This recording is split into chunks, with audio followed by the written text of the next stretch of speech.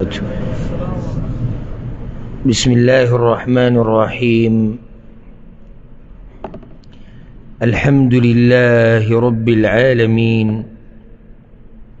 والصلاة والسلام على أشرف الأنبياء والمرسلين نبينا محمد وعلى آله وصحبه أجمعين. أما بعد، سورة البقرة آیت نمبر 40 من شروع کړو. په آخرنی آیتونو کې الله رب العزت خپل نعمتونه را یادول. په هغه نعمتونو کې نعمتو پیدایش د آدم علیه السلام، بیا په ملائکو باندې هغه ته سجده لګول، او بیا جنت کې هغه له ځای ورکول، او بیا هغه د جنت نه راووتو. د هغې وجه ذکر شوی او دا چې الله د هغه توبه قبوله کړې وه. نو د هغې نه بعد بیا خطاب شروع شو بني اسرائیلو ته.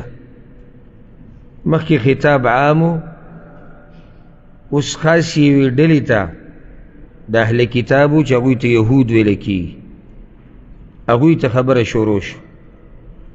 او په دې صورت کې سورة البقره کې الله یهودو ته ډیر خطابونه کړي دي، او د یهودو باسې ډیر کلی. او بیا په سورت آل عمران کې د نصاراو باس ډیر دي، او دغه دوه فرقې سورة الفاتحه کې ذکر شوي دي. کوم ځای کې؟ غیر المغضوب علیهم ولا الضالین. نو المغضوب علیهم د هغوی باس دلته کېږي تفصیلا، الضالین چې کوم دي د هغوی باس آل عمران کې بیا ډېر تفصیل سره دی. نو دی آیت کې الله وی اعوذ بالله من الشیطان الرجیم بسم الله الرحمن الرحیم یا بنی اسرائیل، اے اولاد یعقوب علیہ السلام، اذکروا نعمتی التي انعمت علیکم، رایت کی نعمتون زماغ چې ما در کړي دي تاسو ته، یا چې ما احسان کړی دی په تاسو. دې ځکه الله هغوی ته نعمتونه را یادوي، پکې د هغوی د مشرانو ګناهونه هم را یادوي. نو نعمتونه ورته ور یادوي دې دپاره چې وګوره څوک د سره ښه وکړي دومره، نو په کار دی تاسو یې بندګي کړی. د مشرانو ګناهونه ورته پکې هم را یادوي چې ګوره د هغوی په لار به نه ځئ، څنګه چې هغوی هلاک شوي دي او عذابونه پرې راغلي دي، داسې په تاسو باندې هم راشي. ځکه چې بني اسرائیل او بیا یهود دغه ټیم کې هغه مدینه کې دي. نو دا کم کارونه چې به ذکر کېږي د دوی د مشرانو ده، دا دوی نه دي کړي، دوی پلار نیکونو کړي دي. او دې باره کې پرون خبره شوې وه چې یا بني اسرائیل، اے اولاد د یعقوب علیه السلام، الله ورته ولې دا آواز وکړو؟ اذکروا نعمتي، رایت کوئ نعمتونه زما. دې نه دا فایده راووته چې وخت په وخت به د الله نعمتونه را یادې کومې چې تاله در کړي دي. د هغې فایده دا ده چې کله د الله نعمتونه را یاد کړي، نو هغه ته د الله بندګۍ ته نږدې کوي، او زړه کې به دې دا خبره وي چې یاره وګوره الله را سره دومره ښه کړي، نو زه څنګه د هغه نافرماني وکړم. دا کم نعمتونه دي چې الله هغوی له ورکړي دي، نو هغه ډېر زیات نعمتونه دي. او د دې ښکلی وضاحت په هغه آیت سره کېږي سورة المائده کې دی. الله وی موسی علیه السلام خپل قوم ته ویلو یا قوم اذکروا نعمت الله علیکم، اے قوم زما را یاد کئ نعمتونه د الله. دا ورته موسی علیه السلام ویلو، اے قوم زما را یاد کئ نعمتونه د الله چې تاسو له درکړي دي. اذ جعل فیکم انبیاء وجعلکم ملوکا، په تاسو کې بېشمار انبیا را لېږلي دي، تاسو نه باچایان جوړ کړي دي. وآتاکم ما لم یؤت احدا من العالمین، او تاسو له هغه څه درکړي چې دغه زماني خلکو له نه دي ورکړي. نو دلته نعمتونه مراد دغه نعمتونه دي. رایات کې الله وی نعمتونه زما چې درکړي دي ما تاسو. وأوفوا بعهدي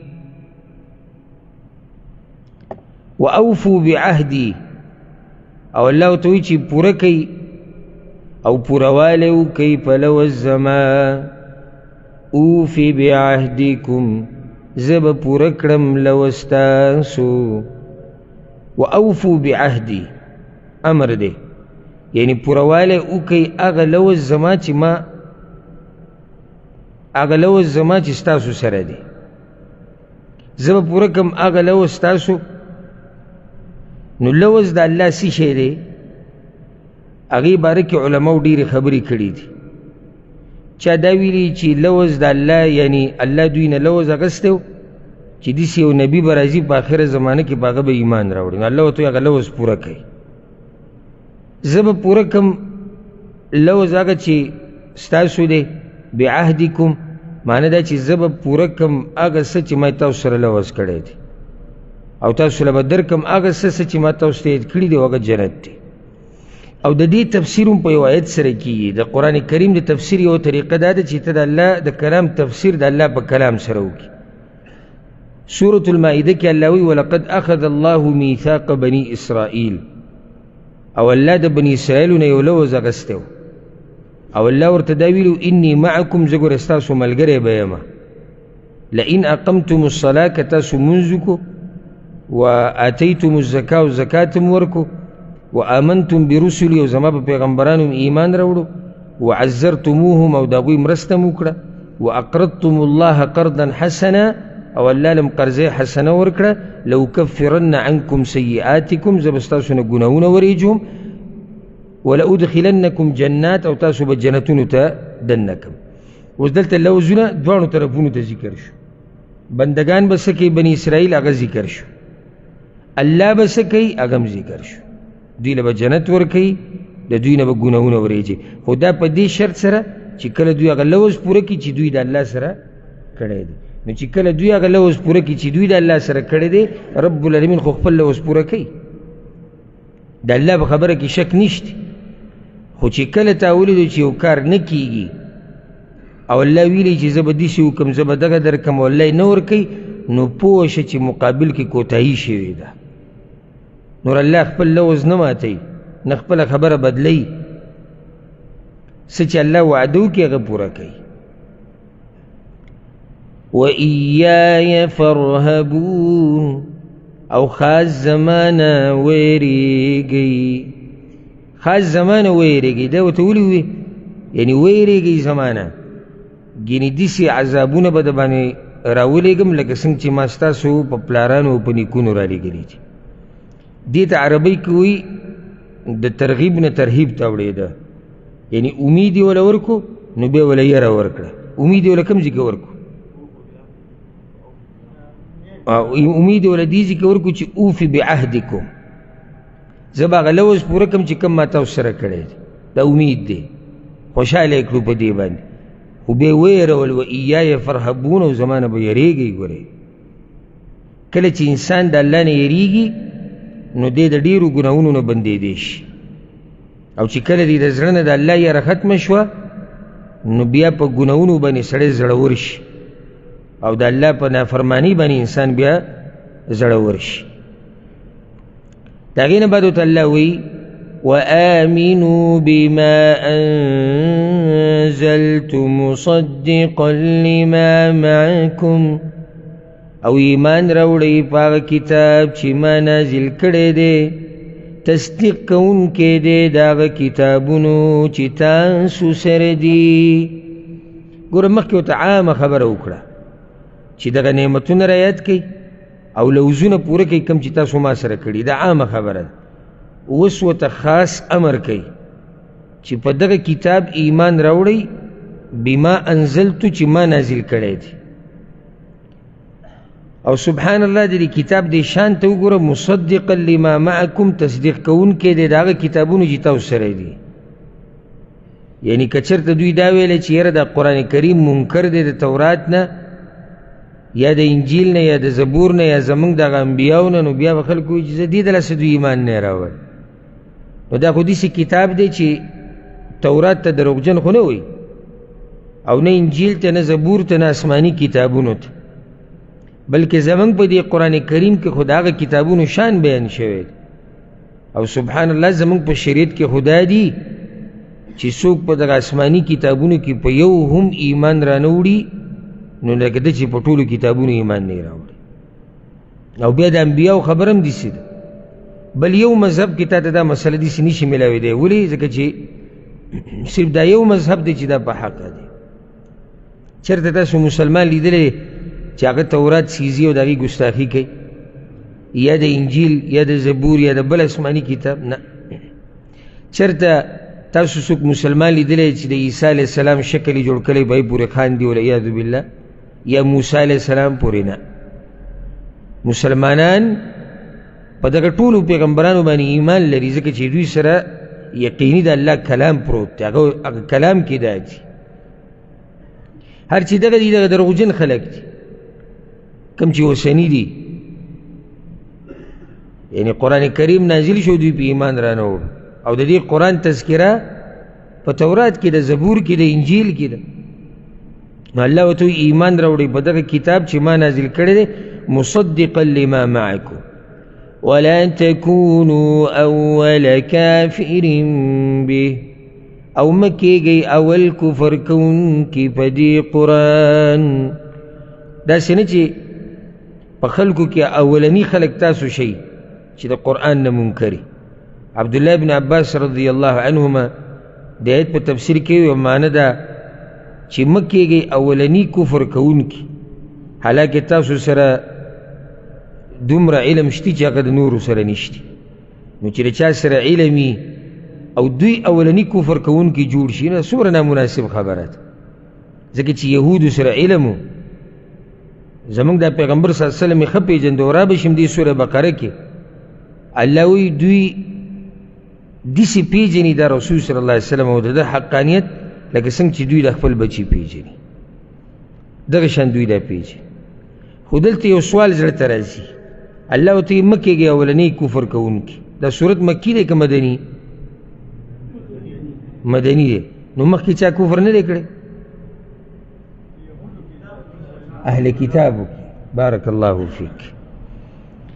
د دې جواب دا دی چې بني اسرائیلو کې اهل کتابو کې اولنی کفر کوونکي مه جوړېږئ ځکه چې د مدینې یهود دا اولنی بني اسرائیل دی چې قرآن ورته خطاب کړی دی. نو که چېرته دوی منکر شي نو دا اولنی بني اسرائیل شو چې د قرآن نه څه شو؟ منکر شو. یعنې داسې خو دوی نه مخکې منکر وو مشرکان د مکې هغوی ولې کفر نه وکړی هغوی دوی نه مخکې کفر کړی. نو دلته دا مطلب شو. او موږ به کوشش کوو چې اوس خبره لږه مختصر کوو ځکه چې تفصیل کې وخت ډېر لګي او قرآن ختمول اخره پورې دا لوی زور غواړي او لوی محنت غواړي. او زما ټول حرص او لالچ دی چې دا مسلمانان دا قرآن ټول ووري او پوه پې شي چې الله د کلام څه مطلب دی. کله داسې چې سړی مجبوره شي. بل ورځ مې سوچ کوم چې دا دوره سړي چې 4 میاشتې کوله بیا به صحیح وه. بیا به هم داسې پوره دغه به نه کېدی خو لکه د دېشته حال نه به ښه وه. نو ځکه بعض ځایونو کې مجبوراً خبره مختصر کول غواړي. د هغې نه بعد ورته الله وایي ولا تشتروا بآیاتي ثمنا قلیلا او ما اخلی زما په آیتونو باندې پیسې لګي. دا د یهودو غټه بیماري وه. د هغوی د مولیانو غټه بیماري دا و چې هغوی به د خلکو نه رشوتونه او پیسې اخیستې او بیا به ول دین بدلو را بدلو. غټه بیماري د یهودو دا وه. ذکر را بشي سورة التوبه کې الله وایي چې ډېر مولیان او پیران د خلکو مالونه په ناروا طریقو سره خوري. نو دا صفت په ډېر حده پورې په یهودو کې و. ځکه ورته الله وایي زما په ایتونو باندې پیسې لګي ما اخلئ. معنی دی زما په ایتونو باندې دنیا ما اخلئ. او د امام حسن بصري رحمه الله بارک امام ابن کثیر خپل تفسیر کوي وی سئل الحسن رحمه الله دا غنه چا تاسو کو عن قوله تعالی ثمنا قليلا پیسې لګي. نو چې دې څه مطلب دی؟ ناغوتي الثمن القليل الدنيا بحذافيرها، لگی پیسے یعنی دا طول الدنیا و سچی پکی دی. دا اللہ دا ایتونو پا مقابلہ کی دا طول سدی لگ دی. نو سمرا قمقل انسان دے چر اللہ دین خرس کو او دا غی پا مقابلہ کی سپکا معمولی دنیا واغستا. دا مطلب دے، مطلب دلتا دانی دے لکا کم مولیان چی زمان پا دی امت کی لگئی دا خلکو دا مالون ہوئی نو اگو که باز داوی چی دلتا اللہ وی چی لگی پیسی تی مالی دیری علی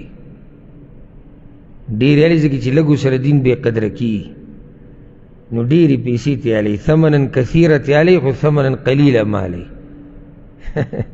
دلتا ثمنا قلیل اللہ دا دنیا دا سپکوالی دا پارا دیتا قلیل ویلے یعنی تا سراو لگی دی دا سپک دنیا مواغستا و دا اللہ ایتونم خرس کو. او عوامو کم دا بیماری رازی او حدیث کی دا رازی رسول صلی اللہ علیہ وسلم وی دیسی زمانه براشی قیامت تا نجدی چی سحر بسڑے مسلمانی دا شپی با کافری او دا شپی با مسلمانی سحر با کافری یبیع دینه بعرض من الدنیا دا خپل دین بخرس کی دا دنیا پا معمولی ساز و سامان باندی. خودلتا خاص دا خبر مولیانو دا پارا ولا تشترو بی آیتی ثمنا قلیل. مقاتل ابن سلیمان رحمه اللہ وی اڈیر ناشنا دیز کے خبر کردی دا وی رؤوس اليهود كتموا امر محمد صلی اللہ علیہ وسلم عن سفلة اليهود. وی دا یهود و مشران چی کم دی، مشران رؤوس سرونی چی کم دی، اگوی دا دی لاندی طبقین عوامونا دا عوامونا دا رسول صلی اللہ علیہ وسلم خبر پتا کڑی وا. سنگا تی پتا کڑی وا؟ اگا ذکر دیو تا ندے بین کڑی کم چی کتابونو کرا گلے ولی لأن لهم منهم مأکلا فی کل عام من زرعهم و ثمارهم. ذکر چی دا کم چی لاندینی طبقه دا دوی با هر کال د خپلو پسلونو نا سبرخه دی مولیانو و مشران لور کولا. ولو تابعوه کچرت دا مشران د رسول صلی اللہ علیہ وسلم تابیداری کرے او یا دغه حق بیان کرے لحبست عنهم نو بیا دا برخه د میوه د پسل دا ولدی خلکو نور کولا. ځکه غوی مطلب دا شو یعنی دلته وګور هغوی حق پټ کو د څه دپاره؟ د دنیا دپاره. او دنیا څه ده؟ معمولی یو څو دانې. او دا په دې امت کې هم ګورئ په دې بیمارۍ کې اخته مولیان ډېر شتي چې کلیوال ولا څه دانې مانې څه وله ورکوي نو دی حق نشي بیانولی. ولې نه بیانوي؟ بیا پې دا رابندوي. دغه خبره کومه چې مقاتل ابن سلیمان د یهودو د مولیانو باره کې کړې ده نو دا صفت و بازو کشتی چې لوږې نه به مړ شي. او سبحان الله چې کم عالم او کم مولا کې دا یره پرتی که نه د عمر له ذلیله ګرځي. ځکه چې دنه الله یېري د خلکو ته محتاج شوی نو الله هم د خلکو ته حواله کړی. او چې کم عالم په الله باندې اعتمادي او حق بیانوي الله دا خلک مجبوره کوي دې ته چې د ده عزت وکړي. الله دا خلق مجبوره کی دیتی چه ده عزتو کی. نو ذکر اللہ ترہ نصیحتو کو وَإِيَّايَ فَاتَّقُونَ و خاص مان ویری گئی مخیو تسویلو وَإِيَّايَ فَرْحَبُونَ التم منگ دا ترجمو کڑی زمان ویری گئی وَإِيَّايَ فَاتَّقُونَ و خاص زمان ویری گئی دلتم دا مانشو فائدہ یاد کئی. اصل کی دا تقوام یری تاوی خدا صرف یر ندا دا تقوی مرتبی دی. ابتدا دا تقوی دا کم زینه کیگی چی تب دا اللہ نے یریگی فرحبون نو اللہ آغازی کی خبر اکر چی کل استاز لکی یر رالا نو تب کمی مرتبی تا ورسی دا تقوی مرتبی تا نو ذکر و تبری دوی مایت کی و ایای فتقون. دلتا دا فائدہ یادا کئی دین پا ازدکولو باندی پیسی اغستا. دا مسئلہ با مختصر ذکر کو. کچرتا دیو علم دا پارا دا بیت المال نا سبرخه مقرر شي چې دی به خلکو ته دین بیانوي او د دې ذمهواري دا ده، نو بس بیا صحیح ده دی دغه څه چې د دپاره مقرر شوي دي دقه به اخلي، نور به نه اخلي. او که چېرته داسې چې بیت المال یا حکومت وقت د خیال نه ساتي او د علم ته او د خلکو ته ښوو ته ځان فارغه کړی، نو بیا که دی په هغې باندې څه اجرت علي نو دا جایز دي، دا د جمهور العلماء قول دی. او حدیث کې دا راځي ان حق ما اخذتم علیه اجرا کتاب الله، تاسو چې په څه باندې اجرت علی که نه نو په دې کې ډېر حقدار د دې خبرې هغه د الله کتاب دی، تاسو چاته ښایي. او رسول صلی الله علیه وسلم په صحیح بخاري کې حدیث دی، هغه زنانه چې راله په رسول صلی الله علیه وسلم پسې وځي تا سره نکاح کو، نو هغه وایي زه سره نه کوم، نو بیا هغه صحابي سره دغه زنانه نکاح وکړه، پسې ورسره وکړه مهر یې څه و، قرآن کریم یو څو سورتونه وي دا به دې ته ښایي. نو دا جایز دي چې کله عالم ځان دې ته فارغه کړی چې خلکو ته دین بیانوي. او د بعضو دا مطلب دی چې ملا به صرف په محراب کې ناسي او دین به بیانوي، نه زړه شتي نه شهوت شتي نه خېټه شتي نه ښځه شتي نه بچي شتي. که بچي دي صرف زما دي، شهوت زما دی، زړه زما دی، د ده څه نشتي. دا د بعضو کچه سوچ دی. او یو عالم به لګی ټول کلي ته به بیانونه کوي، درسونه کوي، خطبې به کوي، دا یو د دې ټول کلي خیال ساتي، دا ټول کلي دا یو ملا نشي ساتلی. نو که چېرته د مولوي صاحب غریب سره نوی موبایل ویني نو دا ټول کلی به پوس پوس کوي. یاره هسې دا شیطان هم په موږ ښه زورور شوی دی ګورې ښه، یعنی دیندار سړي په لاس کې موږ موبایل نشو زغملی چې دا ولې د سره په لاس کې دی او دا ولې د سره ښه موټر دی. نه په کار خو دا و چې کله ته یو داسې دینداره سړی وینې او هغه خلکو ته دین بیانوي او هغه سره موبایل زوړ دی او ته ورته ووایې چې دا زوړ لرې که زه دله نوی راوړم، تا سره نوی موبایل مزه کوي، تا سره نوی ګاډی مزه کوي، تا سره دا مزه کوي، تا سره دا مزه کوي، دی د الله دین خادم دی، زه به د خدمت کوم. او بیا به دله غصه په هغه ټیم کې درشي چې نه په خپله خدمت کولی شي د الله د دین او نه نور پرېږدي د الله دین خدمت کولو ته. یعنی که بل څوک لګي د الله د دین خدمت کوي نو دی به ورځي کوشش به دا کوي چې دی هم دا کوم خدمت چې د الله د دین کوي چې دا بند کړي.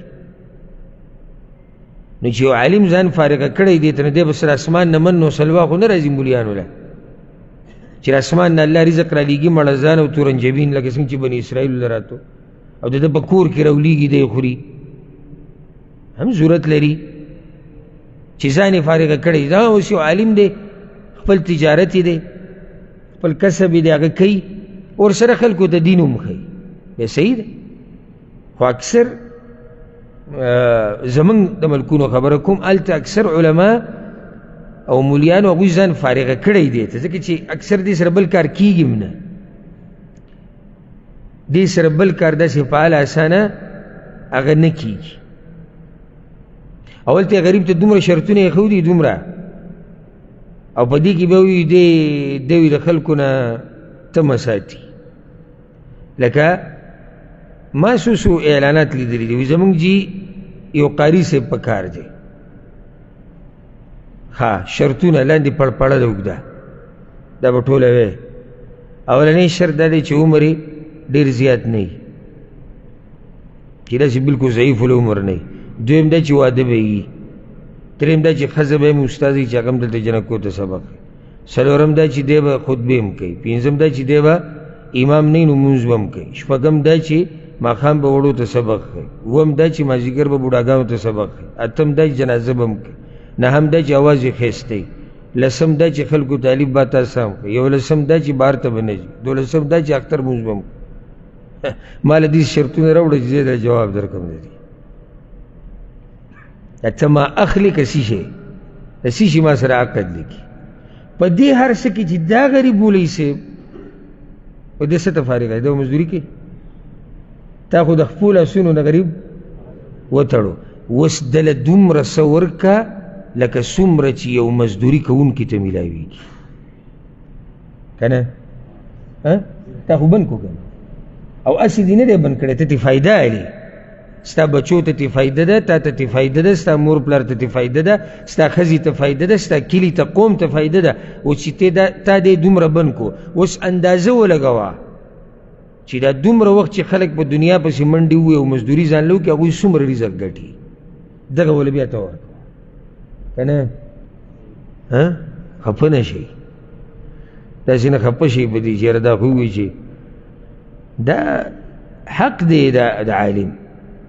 غریب تا ته ناستي په ګنټو تا ته څه ښکاري چې نه ناست دی، اسان کار دی. او ستا په کنډر کې ناست دی، ستا په کنډر کې ناست دی یا ستا رزق ته پروت دی.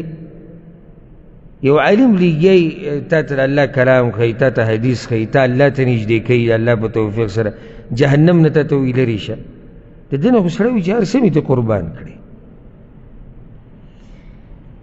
نو دا مسله دلته لازم ده، ځکه چې بعض عوام دا مسله یاده کړي یا بعض مولیان او مطلق دا فتوا ورکوي چې دین خو باندې پیسې اخیسته دا څه دي، دا حرام دي. ولا تلبسوا الحق بالباطل، او مه ګډوډ کوئ حق د باطل سره. ګوره مخکې الله هغوی ویرول د هغوی د ګمراهۍ نه، یعنی پخپله خو دغه یهود ګمراه دي چې د نورو خلکو مالونه هغه په ناروا طریقو سره خوري او دین خرڅوي، دا خو د دوی خپله ګمراهي ده. اوس الله دوی رټي په یو بل کار سره چې دوی نور خلک هم ګمراه کوي، یعنی ګمراهي یوازې په دې ځای کې نه ده چې پخپله ګمراهان دي، څه چل پکې دی، نور هم ګمراه کوي. او ځکه حدیث کې د رسول صلی الله علیه وسلم وایي، صحیح بخاري کې او نورو کتابونو کې هم شته چې ان الله لا يقبض العلم انتزاعا ينتزعه من صدور الرجال. الله دا علم دې نه قبضه کوي چې اوچت به کې د سړو د سینو نه، ولكن يقبض العلم بقبض العلماء. الله د علماو په ختمولو سره علم ختمي، نو بیا به جاهلان پاتې شي، بغیر د علم نه به فتوی ورکوي، فضلوا واضلوا، پخپله به هم ګمراهي نور به هم ګمراه کوي. پخپله ګمراه دی دا یو مصیبت دی، خو چې پخپله ګمراه یو بل هم ګمراه کړي دا بیا ډبل مصیبت دی. نو په دوی کې دوه مرضونه دي، یو دا چې دوی حق د باطل سره ګډوډ کوي، وتکتموا الحق، او مه پټوئ حق، وانتم تعلمون، او حال دا چې تاسو پوهیږئ. اوس دوه بیماریانې دوی کې، تلبیس الحق بالباطل، حق د باطل سره ګډوډ کول، او دویم دی حق بالکل پټول. حق بالکل پټول کم یو ډیر نقصانی دی، باطل او حق ګډوډ کول. ولې دا ډیر یعنی ولې به خلک ډېر ګمراه ښه ګمان پې کېږي، ځکه چې هلته باطل به کوم راغی. الله دا وایي، یو آیت به ووایي، آیت خو شتي، حدیث کې دي، حدیث خو شتي دی به بیان کړي، ورسره به بیا هغه خپل باطل ګډوډ کړي. نو دا د یهودو د مولیانو کارو، او دا زمونږ د امت په بعضو مولیانو کې هم شتي چې حق او باطل ګډوډ کوي، او یا بالکل حق پټی د سره بیانوي نه. دا ولې غریبانان موږ سره چې میلاو شي، اوس الحمدلله هغه زمانه ده او دور دی چې را خلک دي چې په دې حق دین باندې پوهېږي، او دا د انټرنیټ او د سوشل میډیا دی کې یو دا فایده وشو چې خلکو ته د علماو د بیانونه د حق پرستو دا ورسېدو.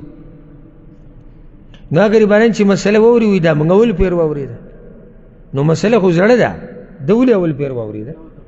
د ده نه یې پټه کړې وه، د ده نه یې پټه کړې وه، ده ته یې دا مسله نه بیانول. نو دې ذکر رد دی په هغوی باندې. ولا تلبسوا الحق بالباطل، لکه ابو العالیه رحمه الله وی لا تخلطوا الحق بالباطل. عبد الله بن عباس وی لا تخلطوا الحق بالباطل والصدق بالكذب. رښتیا او دروغ مه ګډوډ کوئ، حق او باطل مه ګډوډ کوئ. او سعید بن جبیر رحمه الله هم دقه شان خبره کړې ده. قتاده رحمه الله وی لا تلبسوا اليهوديه والنصرانيه بالاسلام. یهودیت او نصرانیت د اسلام سره مه ګډوډ کوئ. اسلام حق دین دی، نصرانیت او یهودیت چې کوم دغه زمانه کې او د رسول صلی الله علیه وسلم د راتلو نه بعد دا خو په حق نه دی. نو معنی د دې دا شوه وتکتموا الحق، او حق مه پټوئ. کوم حق هغوی ته معلوم د رسول صلی الله علیه وسلم رښتینوالی، د قرآن د نزول، نور ډېرې مسلې وي د هغوی سره چې دا به هغوی پټولې، او د دې به ښه تفصیل انشاءالله په دې روانو آیتونو کې او سورة النساء کې به په دې باندې یو ښه مثال لازي چې یهودو به حق څنګه پټاو. وانتم تعلمون، او تاسو پوهیږئ. تاسو پوهیږئ یو مطلب د دې دا دی چې تاسو پوهیږئ په انجام د دې کار چې د دې انجام ډېر بد دی او بیا هم دا کار کوئ. او دویم دا وانتم تعلمون، او تاسو پوهیږئ چې دا رسول په حق دی. وانتم تعلمون، او تاسو پوهیږئ چې دا قرآن د الله رښتینی کلام دی او بیا هم پټوئ. واقیموا الصلاة وآتوا الزکاة، او پابندی د مانځه کوئ او ورکوئ زکات. وارکعوا مع الراکعین، او رکوع کوئ سره د رکوع کوونکو نه. و دې ځکه الله هغوی ته امر کړی چې د مانځه پابندي به کوئ. واقیموا الصلاة، مونځ پابندي کوئ. دلیل دی په دې باندې چې دا مونځ پخوانو امتونو کې مو، او زکات ورکوئ. دا دلیل دی په دې باندې چې زکات هم پخوانو امتونو کې وو. ها احکامو کې تبدیلیي، داسې نه چې زمونږ مونځ او د هغوی مونځ بلکل یو شان دی، خو مونځ د هغوی مونځ زمونږ دی فرق به پکې. زکات د هغوی مو زکات زمونږ په دې شریعت کې هم شته، خو فرق به په بعضو احکاماتو کې. وارکعوا مع الراکعین، او رکوع کوئ سره د رکوع کوونکو نه. ولې ورته دا رکوع خاص ذکر کړه؟ نو وی د یهودو به په رکوع کې کوتاهي کوله، رکوع به صحیح نه لګوله. نو ځکه ورته الله خاص د ټول منځ کې د رکوع خبره وکړه. چا دا ویلي چې معنی دا ده چې رکوع ولګوئ د رکوع کوونکو سره، یعنی لاړ شي د مؤمنانو سره شریک شي د هغوی په عباداتو کې. او چې د مؤمنانو سره شریک کېږي نو د هغې دپاره به څه کوي؟ نه، ایمان به راوړي. دعوت پکې پروت دی چې ایمان راوړي. او د دې ځینې ډېرو علماو د دې آیت نه دا مسله راویستې ده، وایي د آیت دلیل دی په دې باندې چې په نارینهو باندې د جمع سره مونځ هغه فرض دی. لکه دلته الله وایي رکوع ولګوئ د چا سره؟ د رکوع کوونکو سره. او رکوع کوونکي کوم ځای کې دي؟ هغه په جومات کې دي. نو په نارینه باندې فرض مونځ د جمع سره لازم دی، الا ده چې عذر وي. بله مسله په هغوی کې څه وه؟ اتأمرون الناس بالبر، آیا تاسو امر کوئ خلکو ته په نیکۍ باندې؟ وتنسون انفسکم، او هیروئ ځانونه خپل. وانتم تتلون الکتاب، او حال دا چې تاسو لولئ کتاب. افلا تعقلون، ای نو تاسو د عقل نه کار نه اخلئ. الله ورته وایي ای اهل کتابو، په تاسو پورې دا خبره څه خو نه ښکاري چې خلکو ته امر کوي په بر سره. البر دا نیکۍ ته ویل کېږي او شامل دی هرې نیکۍ لره. چې کله البر ټکی په عربۍ کې راشي نو دې نه مراد یو خاص نیکي نه ده، بلکې هر د نیکۍ کار ته مراد دی. تاسو خلکو ته امر کوئ چې نیکیانې کوئ او ځانونه هېر کړي دي. وتنسون انفسکم، عبدالله ابن عباس وی وتنسون ای تترکون انفسکم، ځانونه پرېښودي دي، نورو ته دینونه بیانوئ. او ځکه ابن جریج رحمه الله وی اهل کتابو او منافقانو کی بیماری داوا کانو یأمرون الناس بالصلاة والصوم، خلقو تبع امر کو چی منزون کوئی روجی نیسی، ويدعون العمل بما يأمرون به الناس، او دی خلقو تی چی بسوی بدی بے عمل نکو، فعیرهم الله بذلك. نو اللہ ولا دقت تعنا ورکر او زورنه ورکر چی دا اس خبر شو. خلکو ته د نیکۍ وایي او پخپله پې عمل نه کوئ. او دا خبره یاده کوي چې زمونږ په ذمه باندې دوه کارونه دي. زمونږ په ذمه باندې دوه کارونه دي، خلکو ته د نیکۍ ویل، پخپله پې عمل کول. امر بالمعروف، خلکو ته د نیکۍ ویلو دا په موږ ټولو باندې لازم دي د وس مطابق. د باچا وس زیات دی، د قاضي وس بیا ګزاره حال دی، د عالم سره وس د عامو خلکو نه ډېر دی، په کور کې د پلار طاقت زیات دی او داسې پسې بیا ځه. امر بالمعروف دا به کې، خو ورسره واجب دا دی چې څه ته وې خلکو ته په هغې به عمل کړي. او ځکه شعیب علیه السلام خپل قوم ته ویلي، را به شي انشاءالله سورة هود کې، وما اريد ان اخالفكم الى ما انهاكم عنه. زه ګوره داسې نه کومه چې د کوم کار نه تاسو منع کوم او زه لاړ شم په هغه کار کې به خپله واقع شم، زه دا نه کومه. عالم به خلکو له تربیت ورکوي په وینا او په فعل. او ځکه دا فایده یاده کوي چې کله دې ولیدو یو عالم چې د هغه په خبره کې اثر ډېري او خلک د هغه خبره ډېره اوري، نو پوه شي چې دا عالم چې څه بیانوي دی په خپله عمل کوي. او الله اثر نه چې د هغه سړي په وینا کې چې هغه پې په خپله عمل نه کوي.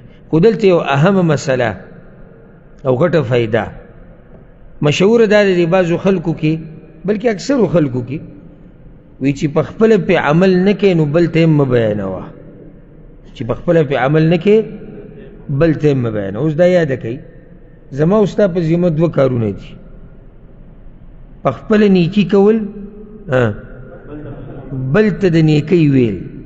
دوه کاره دي که یو کس دی هغه د دواړه کارونه کوي، دی په اعلی مرتبه کې دی، بل ته هم وایي په خپله پې عمل کوي. دویم کس دی چې نه بل ته وایي نه په خپله کوي، دا پکې بدترین انسان دی. دریم هغه دی چې بل ته د نیکۍ وایي په خپله پې عمل نه کوي، دی د دې اخرني مرتبې ورنه خو غوره دی که نه. ځکه چې زمونږ په ذمه دوه کاره دي، بل ته ویل، په خپله عمل کول. اوس په خپله عمل ونه کړو دې کې خو دی به الله به یې رانیسي، خو که دی بل ته هم بیانول پرېږدي نو خو الله بیا په دغې کې هم رانیسي. نو دی ښه دی د چا نه، دا کم چې پې نه عمل کوي او نه بل ته بیانوي. او دا بعضې خبرې هسې په خلکو کې مشهورې شوي بې دلیله، لکه بعض عوام دا وی ګیره لنډول د دین او خریل غوره دي. پوښتنه چې دا مسئله د کوم ځای راوړې؟ ولې؟ وی دا خریل د ګیرې دا خو جو د چورلټه ختمه کړه، او هغه چې وړکی یې نو یې دې پورې خندا کوي، او دا تا چې د بلیټ باندې داسې صفا کړه دا خندا نه وه. شیشه د مخ نه جوړه کړي، وي دا مذاق نه دی. اوس دې مسئلې ته وګوره، کوم سړي چې ګیره پرېښودې ده سنسه، د رسول صلی الله علیه وسلم په حدیث باندې عمل کړی سنسه، اگر که ګناهګار دی د دې ګناه د لاسه، خو سنسه عمل کړی دی. ځکه چې رسول صلی الله علیه وسلم وایي پرېږدئ، ته خو سنسه پرېښودې، هغه بل خو بله سره عمل نه دی کړی. بعض خبرې هسې بې دلیله مشهورې شي. او ابو الاسود الدؤلي د هغه یو شعر دی ډېر ناشنا، هغه به راته ووایم دلته. هغه وایي لا تنهى عن خلق وتأتي مثله عار عليك اذا فعلت عظيم. مه منع کوه د خلک د داسې اخلاقو نه چې ته په خپله په هغې کې واقع، یعنې خلک منع کوې د ګناه نه او ته پکې پروت یې، عار علیک، د ستا لپاره د شرم خبره ده. فابدأ بنفسك فانهها عن غيها فإذا انتهت عنه فأنت حكيم. وي شروع د خپل ځان نه وکړه،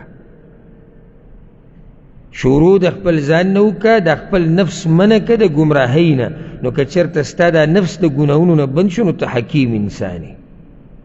فهناك يقبل إن وعظت ويقتدى بالقول منك وينفع التعليم. نو کوئی چرته ته په خپله دغه ګناه نه منع شوې نو بیا به ستا نصیحت هم خلکو له فایده ورکوي او خلک به دې تابعداري هم کوي. نو په یهودو کې بیماری څه وه؟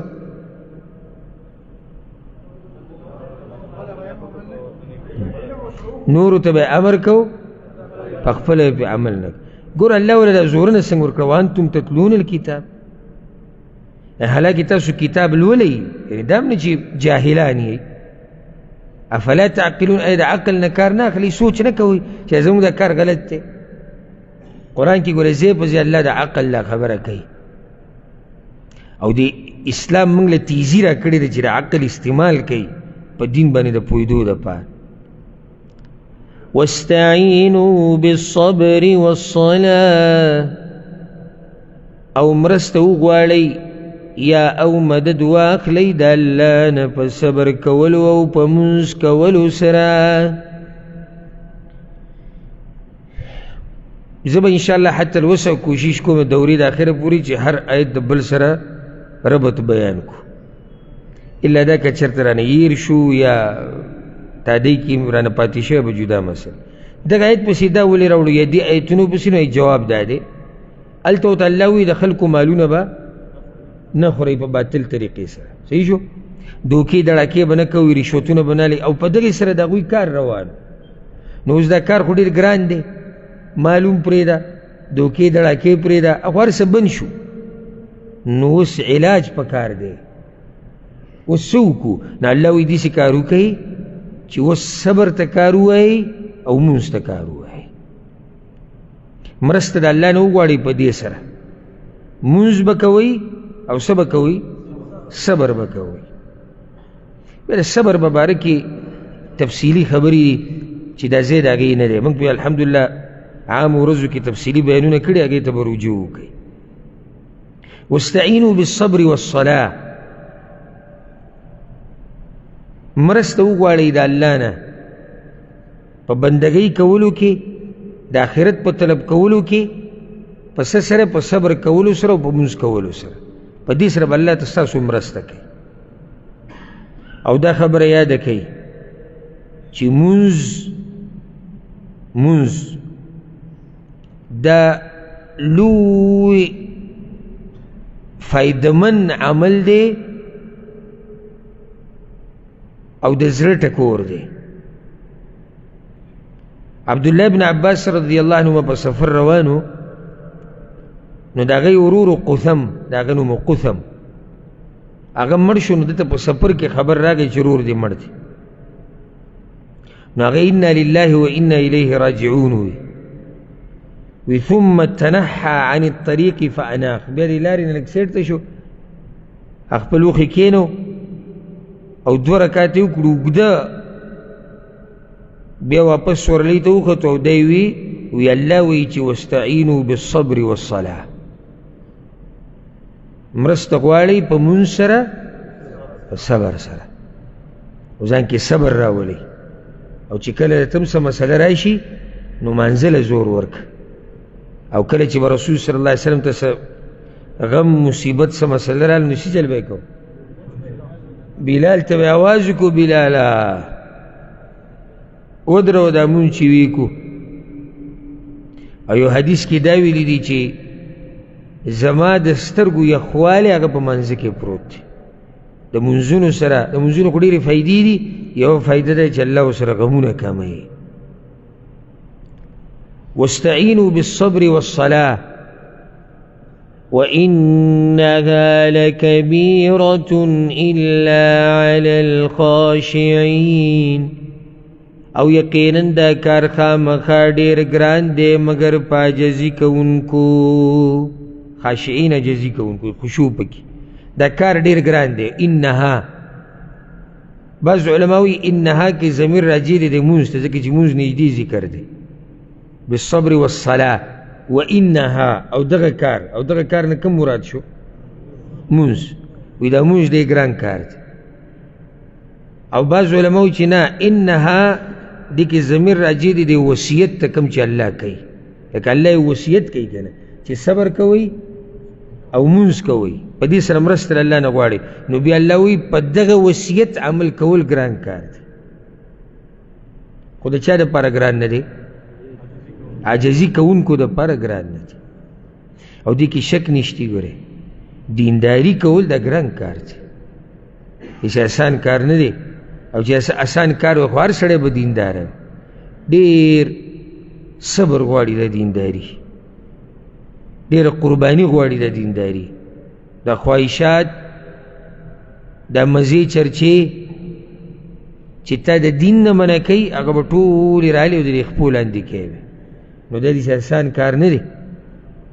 خو الله یې اسانوي دیندارو خلکو ته، عجزي کوونکو ته، خاشعین عجزي کوونکي، یعنې الله ته یې عجزي کړې ده، المتواضعین. او د الله په مخ کې عجزي د الله بندګي ده که نه. یو حدیث کې راځي، ذهن ته مې راغی، امام احمد راوړی دی چې کله د رسول صلی الله علیه وسلم نه تپوس وشو چې هغه کم اعمال دي چې سړی جنت ته ننه باسي، نو رسول صلی الله علیه وسلم ورته ویل لقد سألت عن عظیم، ته د ډېرې ګټې خبرې باره کې تپوس وکړو. یعنې دلته الله وایي که دا ډېر غټ کار دی. وإنه ليسير على من يسره الله عليه. ها خو دا اسانه ده هغه چا ته چې الله یې ورته اسانه کړي.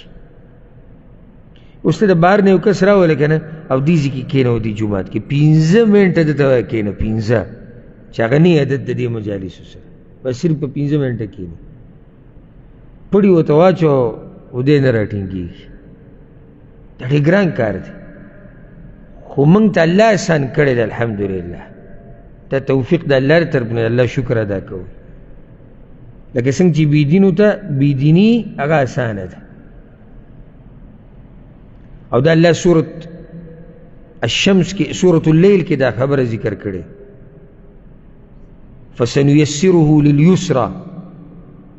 الله وی دی دیندار ته موږ لاره د دیندارۍ به اسانه کړو، او بېدینې ته به فسنيسره للعسرى. الله وی دی بېدینه ته به موږ د بېدینۍ لاره اسانه کړو. الله دې موږ ساتي. دا هم ګوره لوی عذاب دی چې الله تا ته کومه لاره اسانه کړي، د بېدینۍ. نو الله یې دینداري موږ ته اسانه کړي.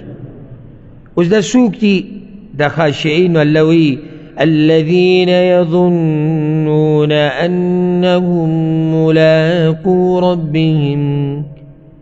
دا هغه کسان دي چې دوی یقین لري چې یقینا دوی ملاویدونکي دي د رب خپل سره، وأنهم إليه راجعون، او یقینا دوی خامخا هغه ته ورګرځېدونکي دي. الله اکبر. ځکه خو ته دا عبادت اسان دی که نه، ځکه چې هلته پسې یقین دی چې موږ به الله سره ملاقات کوو. چې کله دې زړه کې دا خبره پخه پرته وي که نه چې زما یو ورځ را روانه چې د خپل رب سره به ملاقات کوم، نو دا عبادتونه به ته الله اسان کړي. هلته ستا سره د هغه ورځې غم دی په کوم ورځ چې به ته مخامخ کېږې د الله سره. ملاقو ربهم، دوی به یقینا ملاویږي د خپل رب سره. دلته الذین یظنون، ظن په عربۍ کې د آیت کې امام ابن جریر رحمه الله وی العرب قد تسمي اليقين ظنا والشك ظنا. وی عرب کله یقین ته ګمان وي او کله ګمان ته یقین. دا ظن په اصل کې ګمان ته وي، خو عرب دا ټکي د یقین په معنی سره هم ثابتوي. نو دلته د دغه نه مراد یظنون مراد دا نه چې هغوی ګمان کوو. یعنی اوس یو سړی مسلمان دی وی یاره زه ګمان کوم چې آخرت به راځي، کیدای شي؟ نه، معنی دا چې یقین یې کوو. اوس په دې څه دلیل دی؟ نو دلیل په دې دا دی، الله په قرآن کې وایي دا دلایل پې ډېر دي، او زه پې تصیب یو ذکر کوم چې د خبرې وضاحت وشي. سورة الکهف کې الله وایي ورأى المجرمون النار، او مجرمان به ویني جهنم. مخکې څه دي؟ فظنوا انهم مواقعوها، نو د دوی به یقین وشي چې دوی ورننوتو واله دي. نو که دلته ته وایي چې ګمان یې وشو، نو ګمان څنګه هغه ورې مخامخ ولیدو. نو په قرآن کریم کې چې کله ظن راشي نو معنی څه یقیني. لکه ګوره بل دلیل پې موالزه سورة الحق کې دي چې کله الله یو مسلمان له قیامت په ورځ عملنامه په ښی لاسور کې دی به خوشحالی، نو دی به دا وایي چې انی ظننت انی ملاق حسابیه، زما یقینو چې زه به د خپل حساب کتاب سره مخامخ کېږم. نکوز دلته موږ وایو چې ظن مطلب ګمان دی، نو ده څه و چې زما ګمان و؟ نه، پوه شوې بې که نه. الذين يظنون انهم ملاقو ربهم، چې دوی واپس کیدونکي خپل رب ته، وانهم الیه راجعون، او دوی ټول واپس کیدونکي دي هغه ته. د دوی هره خبره، د دوی هر عمل، د انسانان، د پیریان، د ټول مخلوق الله ته واپس کیدونکي دي. د هغې نه بعد الله بل خطاب دوی ته کوي، یا بني اسرائیل،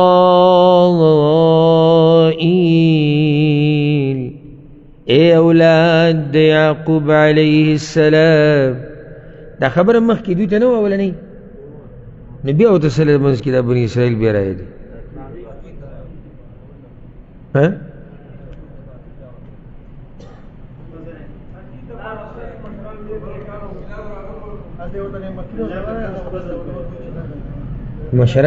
مشرانو کوتاهیانې کیدی شي، خو د ښکلی جواب دا دی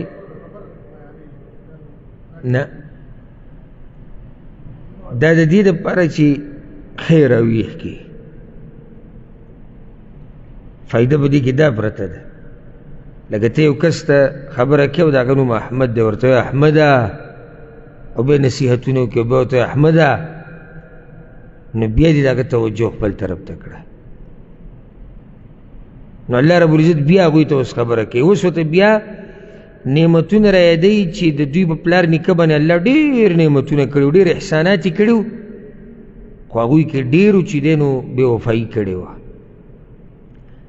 یا بني اسرائیل، اے اولاد د یعقوب علیه السلام، اذکروا نعمتی التي انعمت علیکم، رایاد کئی نعمتونه زما هغه چې ما احسان کړی دی په تاسو، وانی فضلتکم علی العالمین، او یقینا ما تاسو غوره کړی په مخلوقاتو باندې.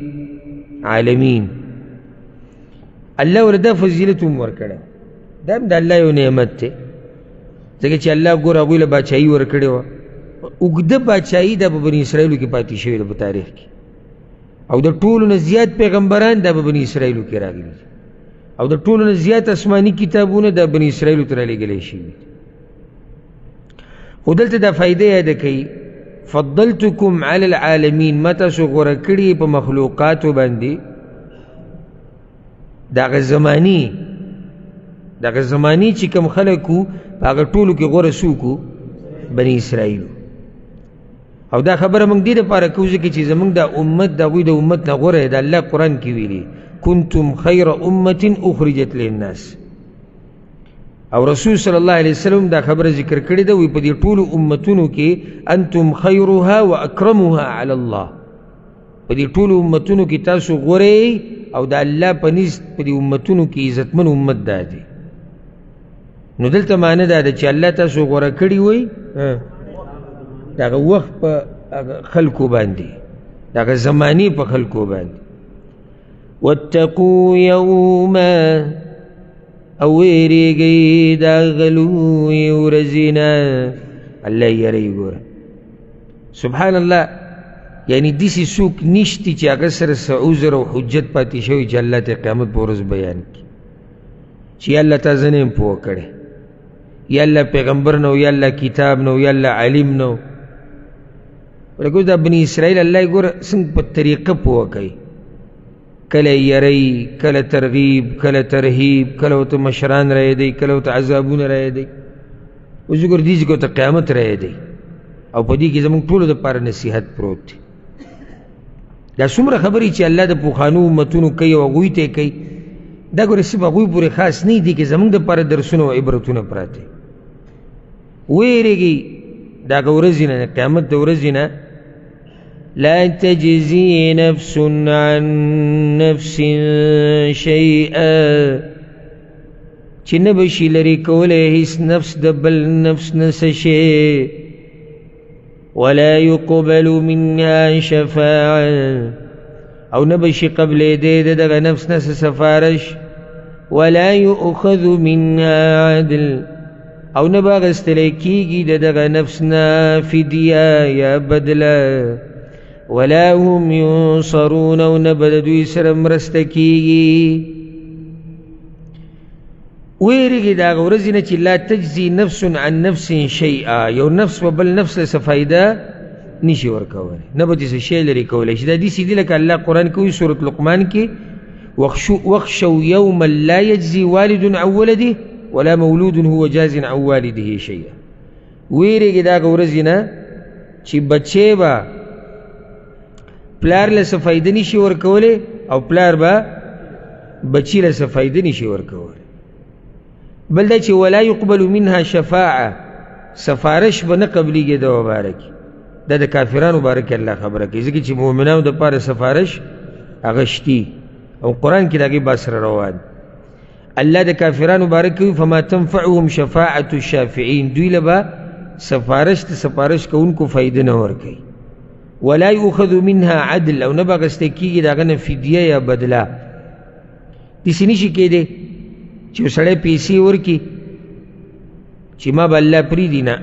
سورة العمران کې الله وی دا کافران نه دي فلن يقبل من احدهم ملء الارض ذهبا ولو افتدى به. دا ځمکه چې د سرو زرو نه ډکه کي که نه ټوله، او د قیامت په ورځې ورکوي په دې بدله کې چې دی د اور نه خلاص شي، الله وی دا دې نه قبلېږي. ولا هم ینصرون، او نه به د دوی سره څوک مرسته کوي، نه به د دوی دپاره څوک مرسته کوونکی. سورة الطارق کې الله ویلي، ګوره قرآن د قرآن تفسیر کوي. سورة الطارق کې الله وی فما له من قوة ولا ناصر، په دغه ورځ به یې نه څه طاقتي او نه به یې څوک مرسته کوونکی. یو څوک به یې مرسته وکړي د الله په مقابله کې. د الله په مقابله کې څوک مرسته کولی شي؟ نو قرآن کې الله دا ویلي سورة صافات کې چې دوی ته به آواز وشي دي جهنمیانو ته ما لکم لا تناصرون، څه چل دی تاسو نن ورځ د یو بل سره مرسته نه کوئ. نو دلته دا فایده یاده کوي چې کله سړی په یو کیس کې یا جرم کې ونیوی شي نو د هغه د ازادولو څلور طریقې. یو ده چې د یو نفس په بدل کې بل ورکي، دغه پرېږده او دی واله، نو دا هلته کار نه کوي. لا تجزي نفس عن نفس شیئا. او بیا کله خلک داسې کوي چې مخوریز کس وله بوځي سفارش وکړي، نو دا هم نه قبلېږي د هغوی نه. بیا کله داسې وکړي چې پیسې وچلوي، نو الله وایي دا هم نه چلېږي ولا یؤخذ منها عدل. او کله داسې دا خلک زوروري د قام او د نسب نه، نو ټول راوځي په زور باندې د خپل سړی را خلاص کړي. نو الله وایي دغه قیامت په ورځ نشته. سورة الصافات کې الله وایي وقفوهم انهم مسئولون، ودروئ نن ورځ ای ملایکو دا خلک د دې ټولو نه به د یوې تپوس کېږي. نو دغه یو لویه ورځ په موږ را روانه ده. اوس ګوره الله رب العزت دوی ته نعمتونه ور یادوي. اوس تفصیل بیان شو. مخکې ورته څه ویلو؟ لنډه ورته دا ویلې وه چې هغه نعمتونه رعایت کړي چې ما درکړي دي. اوس ورته د هغه نعمتونو تفصیل بیانوي. وَإِذْ نَجَّيْنَاكُمْ مِنْ آلِ فِرْعَوْنَ، او کله چې موږ تاسو خلاص کړئ د فرعونیانو نه. یسومونکم سوء العذاب، رسول به تاسو ته بد عذابونه. یذبحون ابناءکم، علالول به زامن ستاسو. ویستحیون نساءکم، او ژوندی به پرېښودي زنان ستاسو. وفي ذلكم، او په دې نجات کې بلاء من ربكم عظیم، انعام د طرف د رب ستاسو نه لوی. وَإِذْ نَجَّيْنَاكُمْ، الله تعالی آیات کې بنی اسرائیل هغه وخت چې تاسو له موږ خلاصې درکړ، نو دغه ټیم کې چې دا قرآن اوري د کوم یهود چې دي دا الله اړولي په دریاب باندې پلار نیکونه نو د هغوی سره ښه په دوی باندې ښه دي که نه. نو رایت کې هغه وخت چې الله وایي ما خلاصې درکو تاسو له د فرعونیانو نه من آل فرعون یسومونکم در رسول به تاسو ته بد عذابونه قسمه قسم عذابونه. فرعون چې د بني اسرائیلو سره څومره ظلم کړی دی که نه نو په تاریخ کې داسې ظلم نه دی شوی. دی سخت ذلیله خلک یې جوړ کړي وو، په دوی به یې مزدوریانې کولې، په دوی به یې نوکریانې کولې. او بیا فرعون خوب ولیدو چې د بیت المقدس ته طرف نه اور راووتو او د قبطیانو د کورونو ته په مصر کې ورننوتو. او داسې ویلی کېږي چې دته کاهنانو دا خبره ورکړه چې په دې بني اسرائیلو کې به یو هلک پیدا کېږي او د هغه په لاس به ستا بچایي ختمېږي. دغه دوه وجې بیانېږي. وایي ده خوب لیدلی و، په خوب کې اور ولیدو. تعبیر یې وله دا راوویستو چې د دې بني اسرائیلو د یو کس په لاس به ستا بچایي ختمېږي. نو اور خو د فلسطین نه راووتو، د دې د بني اسرائیلو سره څه کار دی؟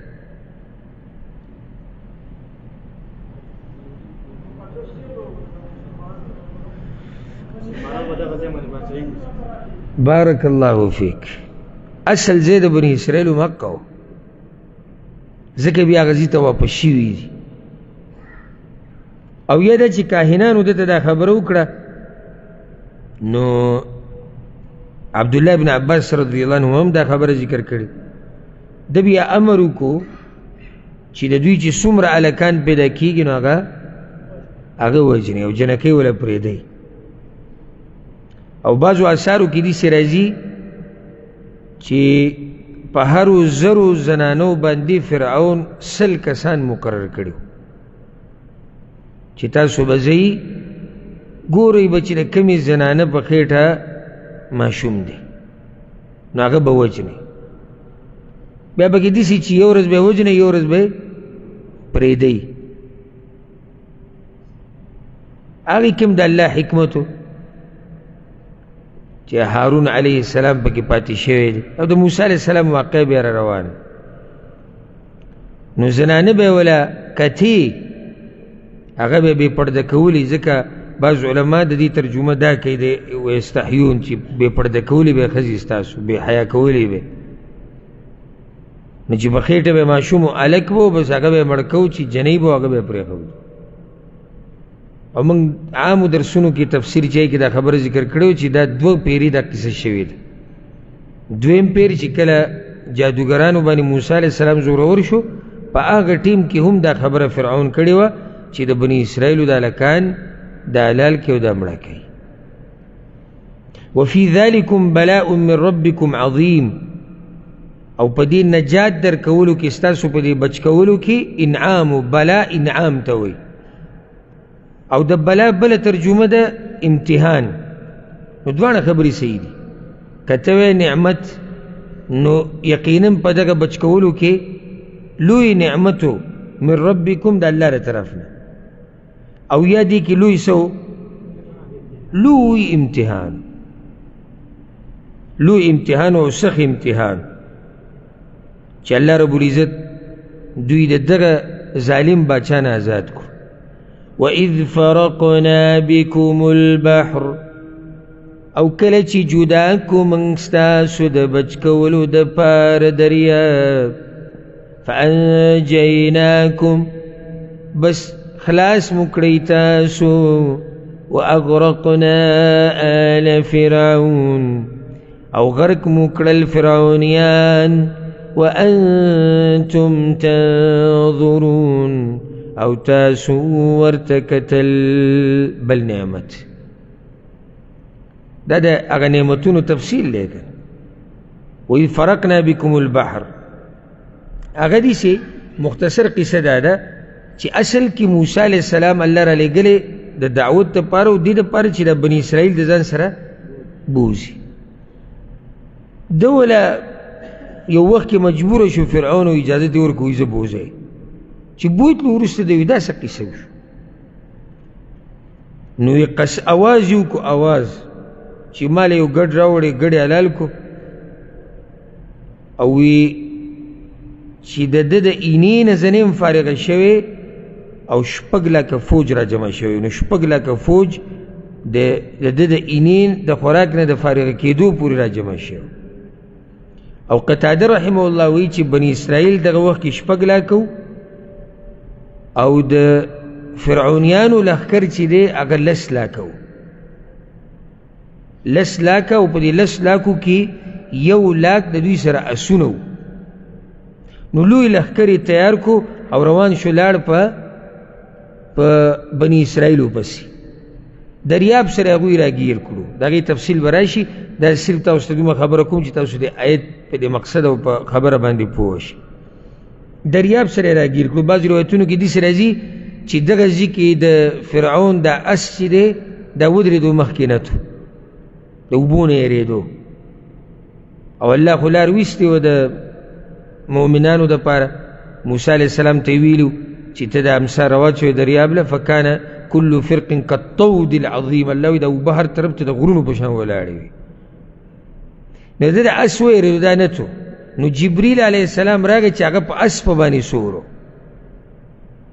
په اس نه په څه په اس په باندې نو دا اس د فرعون دا روان شو په هغه اسپې پسې او په آخري سر کې د لښکر په آخري سر کې چې دا 10 لکه یو روایت کې دي آخري سر کې میکائیل را روانو هغه په اس باندې سور نو د مخې نه جبریل علیه السلام راښکودي دي او د شا نه چا په مخ کې کړي میکائیل چې دوی واوړي کله چې دوی دغه لارې ته ور واوړېدو رب العالمین په امر سره هغه لاره ورکه شوه هغه اوبه په دوی باندې رالو واغرقنا آل فرعون او الله وی غرق کړل موږ فرعونیان فرعون نه فرعونیان څومره چې هغه ټول الله څه کړو هغه ټول الله غرق کړو او تاسو ورته کتو او دا فایده ده کې فرعون به هر هغه چا ته ویلی کېدو چې هغه د مصر باچای او دې کې مشهور اثر دا دی چې د نوم خپلو الولید بن مصعب او فرعون ته به دې ویلی کېږي ځکه چې دی د مصر باچا و لکه د روم باچا ته قیصر ویلی کېږي او د فارس باچا ته کسرا ویلی کېږي د یمن باچا ته به تبع وي او د حبشي باچا ته به نجاشي وي نو دا فرعون چې دته وایي دا د لقب په دې ایښودی شوی دی چې دی څه د مصر باچا و او دا اوس هم ګوره دې مصریانو کې دا نوم شتي دی فرعون ما یو ډاکټر لیدلی و د هغه نوم و کله زه هسپتال ته ورغلم په بورډ لګېدلی و دکتور فرعون موږ ته خو عجیبه ښکاري شو دا کې څه ګډ کافر ناست دی نو دا په هغه وخت کې چې د مصر باچا به نو هغه ته به څه وي هغه ته به فرعون وي نور د خپل نوم بل والله اعلم خو مشهور دقه د الولید بن مصعب او نور هم په دې کې اقوال شتي او دوی کتو یعنی د دوی د سترګو په مخ کې الله کا دشمن تبا کو دا یو لوی احسان و چې الله د دوی سره کړی و په دې به اکتفا وکړو او انشاءالله سبا به شروع کوو د 51 آیت نه او یو څو خبرې دي کې پاتې شو هغه به انشاءالله سبا پوره کوو هذا والله أعلم وصلى الله وسلم على نبينا محمد وعلى آله وصحبه أجمعين